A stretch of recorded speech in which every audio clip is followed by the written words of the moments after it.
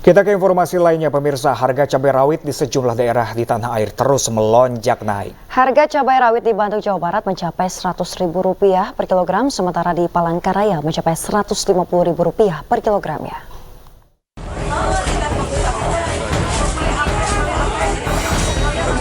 Sepekan terakhir harga cabai rawit terus meroket di sejumlah daerah. Di Pasar Kosambi, Kota Bandung, Jawa Barat, cabai rawit sudah tembus di angka Rp100.000 per kilogramnya.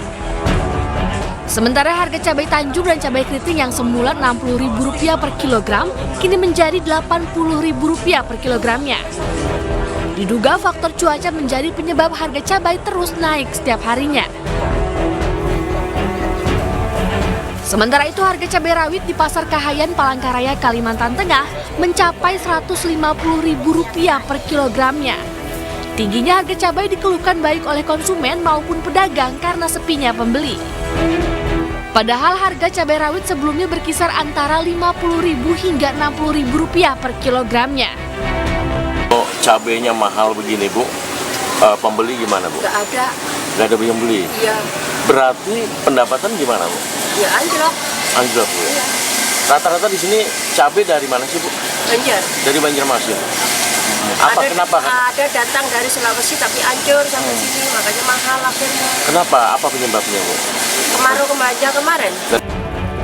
Sementara itu harga cabai rawit di pasar tradisional Badak, Pandeglang, Banten juga turut melonjak naik. Cabai rawit yang semula hanya sekitar Rp20.000 hingga Rp30.000 per kilogram, saat ini naik mencapai Rp80.000 hingga Rp100.000 per kilogram.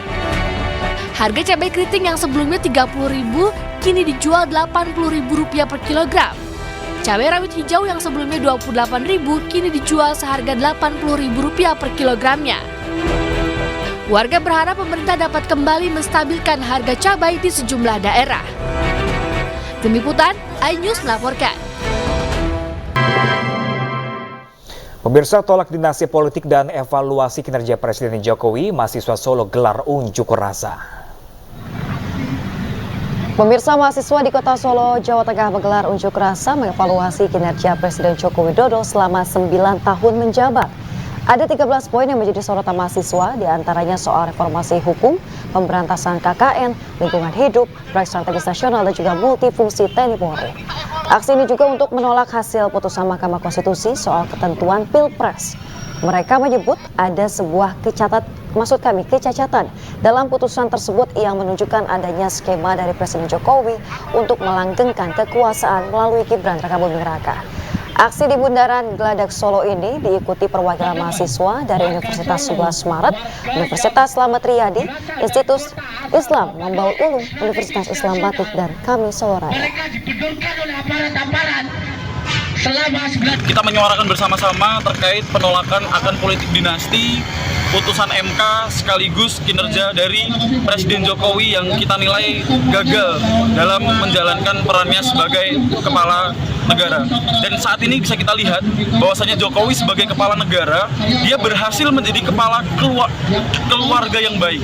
Bagaimana Jokowi mampu menghantarkan anaknya untuk menjadi wali kota Solo, Mas Gibran, lalu menghantarkan mantunya untuk menjadi wali kota Medan, lalu menghantarkan anaknya untuk menjadi ketua partai, dan saat ini Jokowi berhasil menghantarkan anaknya menjadi calon wakil presiden Indonesia.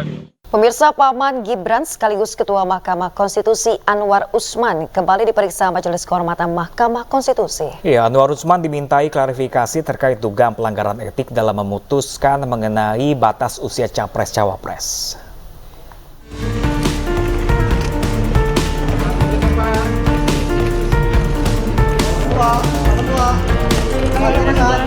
Ketua Mahkamah Konstitusi Anwar Usman hari ini kembali diperiksa Majelis Kehormatan MK terkait dugaan pelanggaran etik yang mengabulkan batas usia minimum capres-cawapres.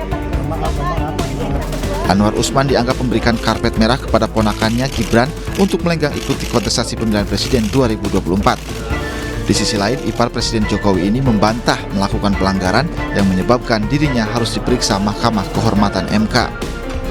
Prof, ada juga soal bahwa Prof Anwar diduga berbohong soal alasan tidak hadir. Wow, saya bersumpah demi Allah, saya sumpah lagi demi Allah, saya memang sakit.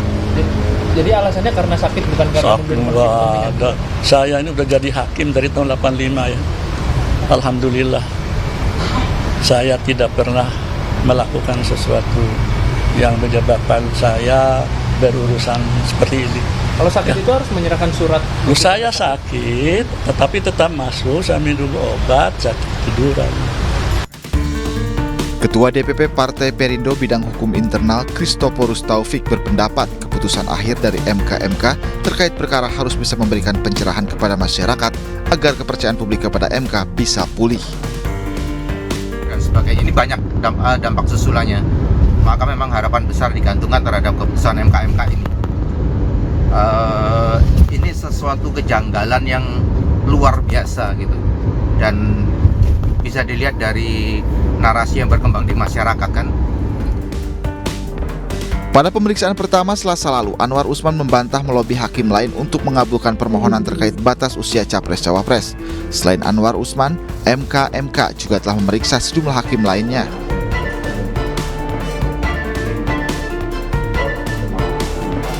Adapun MK akan mengumumkan putusan kasus ini Selasa 7 November 2023 atau pekan depan, di mana ada 3 jenis sanksi yang dijatuhkan, yakni teguran, peringatan, dan pemberhentian.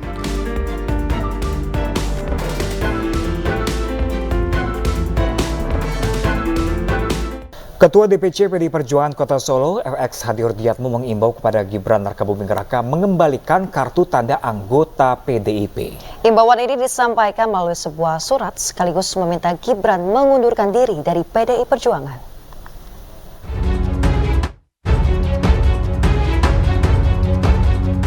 Usai secara resmi mendampingi Prabowo Subianto menuju Pilpres 2024 mendatang, nama Gibran Rakabuming Raka menjadi sorotan. Bagaimana tidak, hingga hari ini meski telah bergabung di Koalisi Indonesia Maju sebagai calon wakil presiden, Gibran masih belum mengajukan pengunduran diri dari PDI Perjuangan. Pencalonan Gibran ini terjadi dalam posisi ia masih tergabung di Partai PDI Perjuangan yang mengusung pasangan calon Presiden Ganjar Pranowo dan Mahfud MD, sehingga status Gibran saat ini dipertanyakan.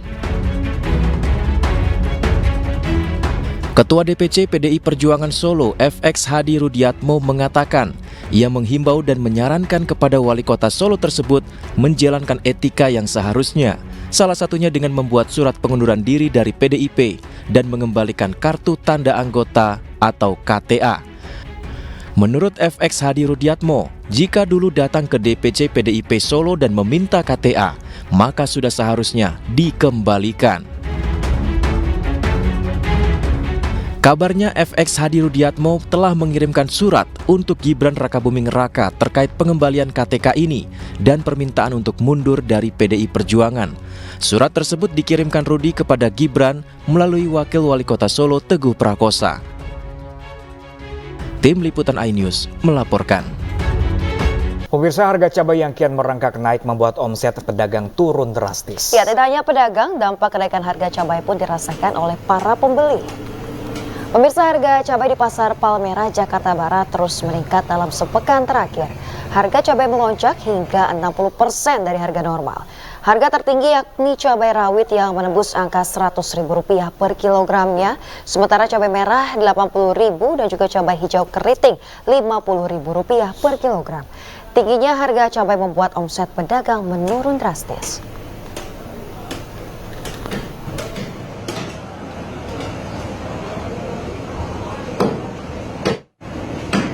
Pemirsa, harga cabai semakin meroket di sejumlah pasar tradisional, dan untuk mengetahui harga cabai di Pasar Palmerah, Jakarta, kami sudah terhubung dengan rekan Galuh Pandu. Ya, selamat siang rekan Galuh. Menurut pantauan Anda di pasar di lokasi yang melaporkan, sebenarnya harga cabai sekarang menembus harga berapa di sana? Silakan Galuh. Ya, selamat siang Pram, Yasmin, dan pemirsa. Harga cabai memang merangkak naik dalam sepekan terakhir, terutama di Pasar Palmerah tempat saya melaporkan ini. Dan dapat kami informasikan bahwa kenaikan harga cabai terjadi pada semua jenis cabai. Yang paling tinggi kenaikan terjadi pada cabai rawit merah dengan harga yang awalnya dibanderol mulai dari Rp60.000 menjadi Rp100.000 per kilogramnya. Sementara itu harga cabai rawit hijau juga meningkat dari harga Rp33.000 menjadi harga Rp50.000 per kilogram. Adapun kenaikan juga terjadi pada cabai merah besar dari harga Rp50.000 naik menjadi Rp80.000 hingga Rp85.000 per kilogram. Sementara itu juga terjadi pada cabai rawit, cabai keriting maksud kami, cabai keriting atau cabai hijau dari harga Rp50.000 menjadi Rp70.000 per kilogramnya. Dan kenaikan harga cabai tersebut juga berdampak pada omset pedagang yang menurun disebabkan karena daya beli juga semakin turun. Dan kami juga sempat berbincang dengan beberapa pedagang yang akhirnya pedagang mengakalinya dengan mengurangi membeli dalam jumlah yang besar, dan bagi para pembeli juga mulai mengalokasikan pembelian untuk bumbu dapur yang lain. Artinya bumbu dapur yang lain dikorbankan untuk dibeli dengan jumlah sedikit, dan cabai juga mereka membelinya dalam jumlah yang sedikit.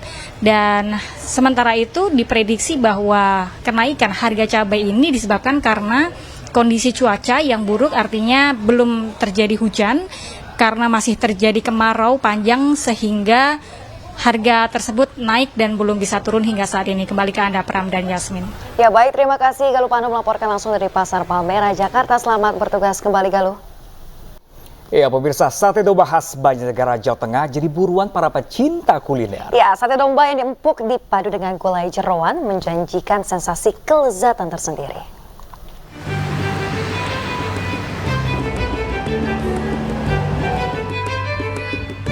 Bagi Anda pecinta kuliner sate, belumlah lengkap jika Anda belum mampir di warung sate domba milik Dwiana Jati atau dikenal dengan sate domba Pak Jati.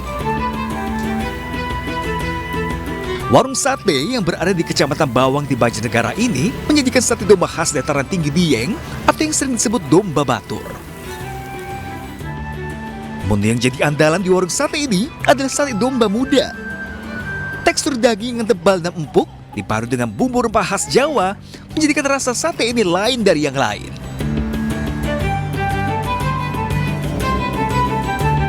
Untuk mendapatkan rasa sate yang sempurna dan empuk, pemilik domba muda. Pembakaran sate pun juga menggunakan arang kayu. Menyantap sate domba akan lebih sempurna dengan gulai jeroan yang juga tersedia di warung ini. Ya menurut saya lebih enak sate domba karena dagingnya empuk, lebih gurih. Apalagi sama ini apa? Gulainya. Gulai babat ya. Babat. Ya. Enak. Ya. Kita pernah nyoba beberapa jenis daging ya, mulai dari kambing sampai akhirnya yang paling cocok menurut saya itu sate domba. Ya, alasannya ya karena dagingnya banyak. Karena domba kan gemuk, dagingnya banyak, terus dari tekstur dagingnya sendiri lebih cenderung lebih empuk, terus rasanya itu ada manis-manisnya gitu. Satu porsi sate domba dijual dengan harga Rp40.000. Sementara untuk satu mangkuk gulai jeroan dijual dengan harga Rp30.000. Dari Banjarnegara, Jawa Tengah, Elis Novit, iNews melaporkan. Ya, pemirsa bingung menghabiskan libur kali ini kemana? Ada Glamour Camping atau berkemah dengan fasilitas mewah bisa menjadi pilihan berwisata akhir pekan bagi keluarga. Nah pemirsa, dan informasi ini juga sekaligus menutup jumpa kita dari siang kali ini. Pemirsa, saksikan terus video-video eksklusif dari iNews di kanal YouTube @official_iNews. Saya Pram Senja dan rekan saya Yasmin Natania pamit undur diri. Selamat berakhir pekan dan sampai jumpa.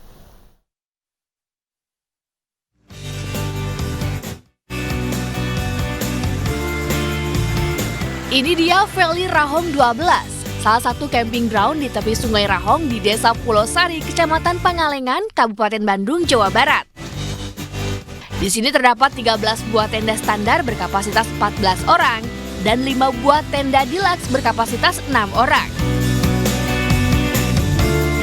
Selain menginap di tengah kerindangan dan heningnya hutan pinus, di sini pengunjung juga dapat menikmati fasilitas mewah tenda premium seperti toilet, kasur, bantal guling, selimut, listrik dan balkon yang nyaman untuk menikmati hijaunya pemandangan hutan yang memanjakan mata. Dilihat-lihat sih, ini lebih kids friendly ya, soalnya ada pembatasnya, jadi aman aja buat anak-anak. Tapi kalau untuk keseluruhan gimana nih, sarana prasarananya juga udah mumpuni atau gimana? Menurut aku udah sih, soalnya kayak toilet sih ya yang paling penting gitu sih. Toiletnya terjangkau, mudah kesana kesini gitu, bersih juga. Ya soalnya tempatnya asik, terus enak juga buat liburan keluarga. Meskipun camping, temanya camping tapi tetap aman ya, ada kasur juga ya. Nyaman, pokoknya puas, tempatnya enak. Kalau buat sarana lainnya kayak toilet atau apa gitu?